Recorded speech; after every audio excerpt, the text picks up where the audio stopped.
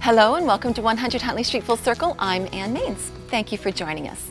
Our guest today seemed to have it all. She'd won the Miss Missouri beauty pageant and was well on her way to a promising career as an actress and model in New York City.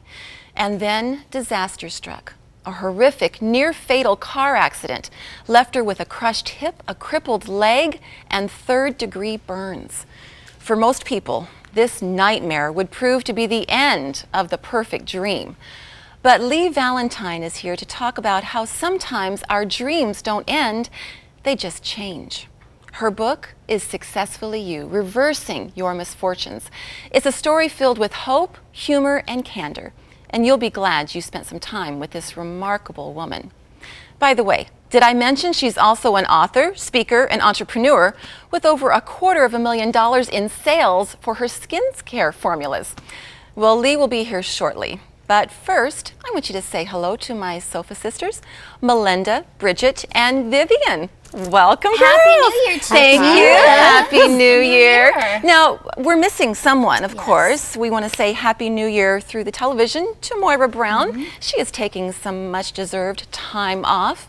But then that allows me to say welcome back to Vivian. Yes, it is good to be back. And this is your, I think we said it was like your third or fourth time co-hosting with this year. Good. Yeah, so what have you been up to since the last time we saw you? Well, last year was a busy year for me. I was in Jamaica twice last year on missions, doing some work in an institution there for men. So that's kept me really busy last year. There's a picture. As you can see, there's a picture of the men that we're working with. They're in the Tower Street Adult Correctional Center, and that is a radio studio, the first ever in the Caribbean that operates outside of an institution. So what were you doing with them? We were just doing like some rehabilitating programs, you know, bring them to the place to acknowledge that they did offend society, how they deal with anger management, and you know, doing ministry. Actually, I preached in the institution as well, so it was just awesome. Great. Yeah, so that's what I've been Well, up we're to. so glad that you're back. Yeah, I'm glad to be back here in Canada with us.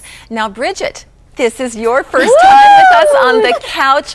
You are the newest reporter for 100 Huntley Street, and we are so glad that you've joined us. Thank you. I'm nervous. Can you guys see my hands? No, you Listen, fine. you're among friends. Exactly. You know what? You're on the couch, and the audience, they just complete the circle. So we are a full circle of friends. And did you tell her that for initiation she has to sing a little song? No. Okay. You know, okay, I'm just Bridget. kidding. I'm just kidding. Okay, you know, Bridget, this is out of the bag. Melinda is our closet singer. She is just looking for an opportunity to do a solo or something. Karaoke And with Melinda. One day, maybe on our 5th year anniversary, I will. Yeah. With you, Ann. This is, sure. Please make sure I'm on the couch as well. This is our 3rd year That's anniversary, actually. We've been coming to you every Friday now on Full Circle for 3 years. Now, Bridget, I know you have a special report for us today. Tell us a little bit about it. Well, I have a hard time going to the gym after work, as I'm sure lots of people do. So my report today is about what people can do to stay active within the workplace. And also, there's a handsome young doctor who actually belongs to Melinda Williams in the piece as well. Look at me, like, Yes, so your husband, Pete. yeah, will be featured today. Is so part of the report. wow. That's right. So we get to see him, and I may be gushing and blushing, but you know, don't We'll know mind me. why. Okay. Yeah, we'll have to try to wipe the smile off of your Yes, face at yes. some point while we're talking about that. Well, thank you, Bridget, we're looking forward to that coming up later in this hour. All right, well, everyone is concerned with the economy nowadays, and there's a segment of society that is surprisingly bogged down in debt. Who wants to start us off? Melinda. Well, what's really interesting in a new report that's come out, they have said that the total consumer debt in Canada right now is a close to $1.3 trillion. And of the 14 million families in Canada, the debt average is a record high in Canada of $90,000. And when we say total consumer debt, we're talking credit cards, mortgages, and other non-mortgage, credit. But you see that is systematic in our society, and the increase of people in debt are our youth. And so I think that is something that we need to really be aware of and take some action towards. Well, it's been reported that among those who are really struggling in deep debt, 20% of them are under the age of 30. Of 30. Yeah, And yes. Sorry guys, I'm just glad that you say that because I know just coming off of a university campus myself, I mean, on the first day, like credit card companies are on campus like every single day for like the first 2 weeks. You know what I mean? And usually they provide really sort of no information at all. They're sort of like, okay, well, you know, the interest rate is low and, you know, all these things, and they don't really kind of give the full package of what it is that you're signing on to. You know, I mean, I've talked to, you know, teachers in schools about, you know, potentially teaching about money management in high school. I mean, I learned nothing about managing money in high school. Everything I've learned about money management is from my father. Like, I remember being 15 years old, getting my first job, and him telling me, you're gonna save $50 every single month in RESP, you know? And I was like, no, Daddy, no. You know? I'm like, do you know how much shirts I can buy with the $50? And he forced me to do it. And that $50 over like 4 or 5 years helped me pay for like almost 2 years of university. But most parents aren't like that there. That's the problem, is that a lot of youth are not financially, what they call the problem is literate. There's an issue of, you know, financial literacy that's not being taught within our school system or even in the home. Yeah, like it's like, okay, because I have a 25-year-old, and at the age of 18, she got her first credit card, again, from her college. And it's like, oh, it looks good. Oh, you know what? Yes, this is really money, but it's not really your money, that type of thing. And it just, all you need to do is just put your name and address on a paper, and then you got a card. You know, so. Well, they say the two problems, though, are it's too easy to get a credit card. And second of all, especially with youth under 30, there's a sense of entitlement. So we want the best jeans, the coolest technology, the best clothes, and to be up to date, which really is a culture thing. I think the more that you're aware, you realize that things are always changing every couple months. You always have to get bigger and better. And so that is the other issue why, you know, the credit cards are getting maxed. Yeah, and these reports are circulating everywhere. And in fact, here's a public service announcement from Credit Card Canada, or Credit Canada, that underscores what we are talking about. Have a look at this. I want 2 schools, not just one. Wanna have a little more, wanna have some fun. Trying to forget about us, though it's hard. Can't buy it back on a credit card. I want 2 schools, not just one.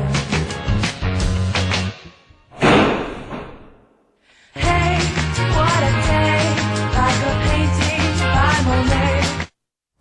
Oh, that is very actually convicting, and you kind of go, uh-oh. She spent all her money and now she's evicted. Wow. Yeah, I know. How Well, often and do we? even a new movie coming out, The Confessions of a Shopaholic, which is a whole book series, right? It's all about this girl who maxed out her credit cards and now has to get a job and try to pay them back. And so, I mean, in our society, I think it's difficult. I mean, as women, right? I mean, you want these things. You see so many ads every day. You know, there is that tension. It's hard to, you know, be in our culture and to actually say no and to live by that sort of saying that says, live simply so others may simply live. You know, and it's one of those things you're kind of like, oh, I know that, I want that, and you get pulled, right? Exactly. You know what, I wonder if as a society we've lost what it means to be content. To be that's a happy good with point. what we have. Because, I mean, everything, technology is advancing so quickly that anything we have, it's out of date in 6 months. And so we've got to get the newest next thing because we've got to keep up with, our computer has got to sync with this and that and everything else. And the screen's from here, now it's this, and it's flat screen, and it's, you know, bigger and shinier. Why aren't we just content with what we have?